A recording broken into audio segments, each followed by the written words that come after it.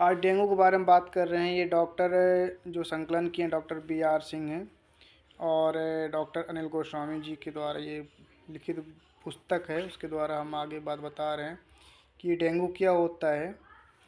Dengue जो होता है, डेंगू एक संचारी फीवर जो कि संक्रमण बीमारी है, जो मुख्य विशेषता से तेज बुखार, अत्यधिक शरीर में दर्द, सिर दर्द होता है। यह एक ऐसा बीमारी है जो काफ़ी और समय समय महामारी के रूप में देखा जाता है। सबसे पहले बात हम करें 1996 में, पहले ये दिल्ली और उत्तर मध्य भारत के कुछ भागों में इनकी बीमारी फैला हुआ था। एक मिनट, ये क्या हो गया? तो आगे हम पढ़ रहे हैं कि 1996 के कुछ भागों मुकाबले में ये अधिक फैला हुआ था, जो कि ये बच्चों में सबसे ज़्यादा होते हैं क्योंकि इम्यूनिटी सिस्टम कमज़ोर होता है। अब आगे हम बात कर रहे हैं कि यह यूरोप महाद्वीप को छोड़ करके, नोटिस करने वाली बात ये है कि यूरोप महाद्वीप में यह बीमारी छोड़कर विश्व में होती है, काफ़ी लोगों को प्रभावित करती है। उदाहरण तौर पर एक अनुमान है कि प्रतिवर्ष पूरे विश्व में लगभग 2 करोड़ लोगों को डेंगू बुखार होता है। ठीक है, 2 करोड़ कितने होती है? पूरे विश्व 2 करोड़ लोगों को डेंगू फीवर होता है। ये अब इसका जानना चाह रहे हैं आगे कि ये किस कारण से ये डेंगू होता है। ये डेंगू एक वायरस के द्वारा होता है, जो कि विभिन्न प्रकार के टाइप होते हैं, 1, 2, 3, 4। आम भाषा में बीमारी हड्डी को हड़तोड़ बुखार भी कहा जाता है, हड्डी तोड़ बुखार भी कहलाता है। अब इसको विशेष रूप से कॉपी कर लीजिए, कि उसमें हर चीज़ कॉपी करने लायक है, लेकिन इसमें से आप विशेष रूप से इसको कॉपी कर लीजिए। मैं कहाँ बता रहा हूँ, ठीक है, ये यहाँ तक।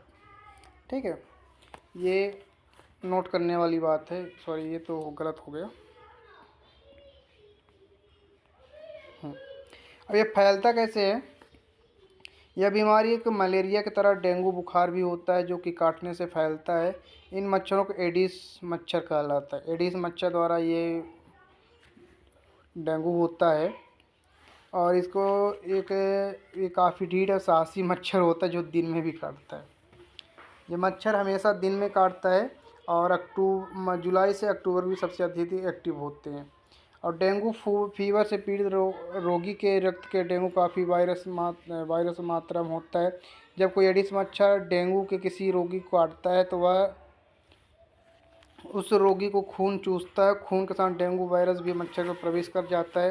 कुल मिला के मलेरिया जैसे ये भी एक सिम्टम प्रोसीजर होता है, क्योंकि मच्छर के शरीर से डेंगू का वायरस कुछ दिनों तक विकास होता है, जो कि इंक्यूबेशन या विंडो पीरियड भी कहा जाता है। यानी कि आपको इसका कुछ दिनों यानी 1 सप्ताह लगभग इसका विंडो पीरियड होता है। आप इसको यहाँ से देख सकते हैं यहाँ तक। ठीक है,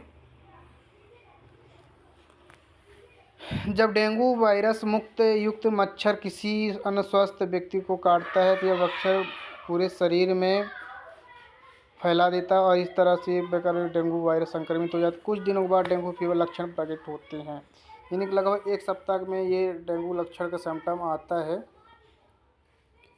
अब आगे बात कर रहे हैं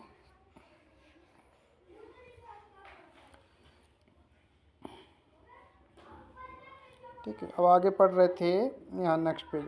संक्रमण काल क्या होता है, वही मैं बात कर रहा था। इनका इंक्यूबेशन पीरियड क्या होता है, तो इनका संक्रमण काल होता है कि 3 से 5 दिनों तक ये व्यक्ति को संक्रमण काल दिखाई देता है, वही 1 सप्ताह लगभग आप बोल सकते हैं। ठीक है, तो ये चीज़ 1 सप्ताह ये बहुत ज़रूरी है, याद कर लीजिए। ठीक है, डेंगू के लक्षण क्या होते हैं? डेंगू के लक्षण इस बात में डेंगू किस प्रकार का होता है। डेंगू 3 प्रकार के होते हैं। क्लासिकल यानी साधारण डेंगू बुखार, डेंगू हेमोरेजिक फीवर DHF और dengue shock syndrome. Classical dengue बुखार स्वयं ठीक होने वाली बीमारी है, यानी इससे ऑटोमेटिक है बीमारी होगा और ऑटोमेटिक ये ठीक हो जाएगा। इसमें कोई ज़्यादा डेंजरस की बात नहीं है। लेकिन DHF और DSS यानी कि डेंगू हेमोरेजिक फीवर और डेंगू शॉक सिंड्रोम, ये तुरंत उपचार शुरू नहीं किए जाते तो जानलेवा सिद्ध हो जाते हैं। कौन सी होती है? दो चीज़, एक ये और ये दोनों खतरनाक होते हैं। कौन कौन? DHF और DSS। इसलिए इसका पहचानना बहुत ज़रूरी होता है। इसलिए पहचानना बहुत महत्वपूर्ण ही है। साधारण डेंगू फीवर है या DHF अथवा DSS है। अब आते हैं इसके सिम्पटैमिक हैं, क्लासिकल के क्या लक्षण होते हैं। एक मिनट। क्लासिकल फीवर में ठंड लगने के साथ तेज बुखार आता है, ठीक है। सिर, मांसपेशी, जोड़ों में दर्द होता है और आँखों के पिछले भाग में दर्द होता है, जो आँखों को दबाने हिलाने में भी दर्द बढ़ जाता है। अत्यधिक कमजोरी लगना, भूख में बेहद कमी तथा जीभ में तलाना और स्वाद कम बिल्कुल ख़राब हो जाना। इसके बाद गले में हल्के सा दर्द होने, खराश होना, रोगी को बेहद दुखी एवं बीमार महसूस करना, शरीर पर लाल चकत्ते या रैशेस होना, शरीर पर लाल गुलाबी ददूरे निकलना, चेहरे, गर्दन, छाती पर विसरित डिफ्यूज दानों की तरह ददूरे हो सकते हैं, बाद में ददूरे और स्पष्ट हो जाते हैं। ये क्लासिकल डेंगू के लक्षण होते हैं। अब हम नेक्स्ट टॉपिक स्टार्ट कर रहे हैं, DHF, ठीक है। DHF, यदि डेंगू साधारण क्लिनिकल डेंगू के लक्षणों साथ साथ निम्न के लक्षणों के लक्षण प्रकट होता है तो हम DHF होने का पूरी तरह से शक कर सकते हैं। पहली चीज़ है हेमोरेज होने के लक्षण में नाक, मसूड़ों से खून जाना या शौच या उल्टी के साथ खून आना, ठीक है। त्वचा एवं पर गहरे नीले काले रंग के छोटे बड़े चकत्ते पड़ जाना आदि रक्तस्राव हेमोरेज के लक्षण होते हैं। यदि रोगी को स्वास्थ्य कर्मचारी द्वारा टॉनिक टेस्ट किया जाए तो पॉजिटिव पाया जाता है और पैथोलॉजी लैब में कुछ रक्तों पर DHF निदान पुष्टि किया जा सकता है। अब नेक्स्ट आता है dengue syndrome, dengue shock syndrome. इस प्रकार का डेंगू शॉक के उपचार बताए लक्षण के साथ साथ शॉक की अवस्था के लक्षण प्रकट हो जाते हैं। डेंगू लक्षण बुखार के शॉक लक्षण होते हैं।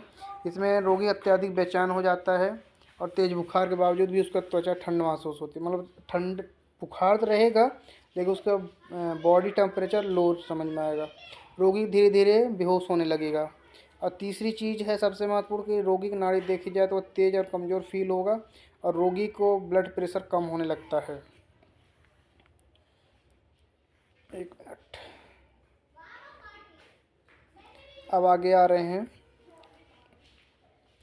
इसके और लक्षण क्या हैं, उपचार क्या है। तो सबसे पहले रोगी को साधारण क्लासिकल डेंगू फीवर उसका उपचार देखभाल घर पर की जा सकती है, अगर वो ऑटोमेटिक ठीक हो जाएगा। लेकिन इसके लक्षण उपचार भी जरूरी है। आमतौर पर यदि स्वास्थ्य कर्मचारी की सलाह के अनुसार पैरासीटामोल गोली या शरबत लेकर बुखार को कम किया जा सकता है। पैरासीटामोल तो देना ही है लेकिन साथ में शरबत लेकर बुखार को कम किया जा सकता है क्योंकि उससे ब्लड शुगर लेवल डाउन हो जाता है। रोगी को डिस्प्रिन और एस्पिरिन कभी ना दें, ठीक है। यदि बुखार 102 फ़ारेनहाइट से अधिक बुखार तो कम करने हाइड्रोथेरेपी यानी जल चिकित्सा करें। यानी कहना चाहिए कि सर पर पट्टी हम अवश्य रखें या उसे ठंडे पानी से ज़रूर नहलाएं। समान रूप से भोजन देना जारी रखें। बुखार की स्थिति में शरीर को अधिक भोजन की आवश्यकता होती है। रोगी को आराम करने दें। अब आगे पढ़ रहे हैं, यदि रोगी में DHF DSS के ओर संकेत करने वाले का भी लक्षण प्रकट होते नजर आए तो अतिशीघ्र उसके हॉस्पिटल में ले जाएं ताकि वहां आवश्यक जांच और हॉस्पिटलाइज किया जाए, ट्रीटमेंट किया जाए ताकि मामला गंभीर ना हो।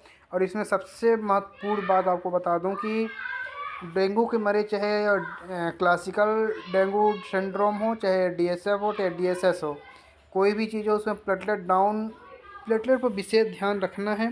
अगर प्लेटलेट डाउन होने लगे तो उसमें आप पपीते के पत्ते के जूस या कोई भी प्लेटलेट बढ़ाने वाली टेबलेट मेडिसिन ज़रूर देते रहें और उसका हर 2-2 या 3-3 घंटे में प्लेटलेट पर ऑब्जर्व करें या फिर CBC टेस्ट होता है वो टेस्ट कराते रहें।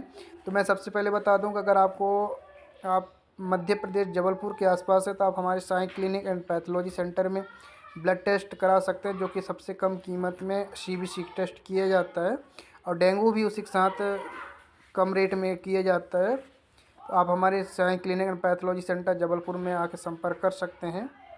तो हाँ, अब आगे बात कर रहे हैं कि एक बहुत विशेष ध्यान रखने वाली बात है कि कृपया याद रखिए कि यदि समय पर निदान जल्दी उपचार शुरू किया जाए तो DHF हो या DSS हो, सब उपचार संभव है।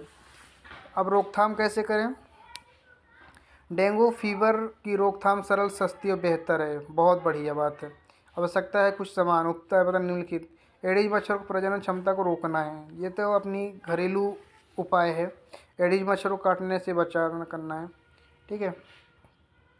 अब सबसे चीज़ है कि इसमें जितने भी खाली बर्तन में पानी हो, नाली गड्ढे, कूलर्स, टूटी फूटी बोतल, पुराने टायर, डिब्बे, जहाँ मतलब कि बरसात के पानी इकट्ठा होता है या फिर नॉर्मल पानी इकट्ठा होता हो, वो पानी बिल्कुल ना होने दें और आसपास के एरिया को साफ़ सफाई करें। यही चीज़ कुल मिला के बताया जा रहा है।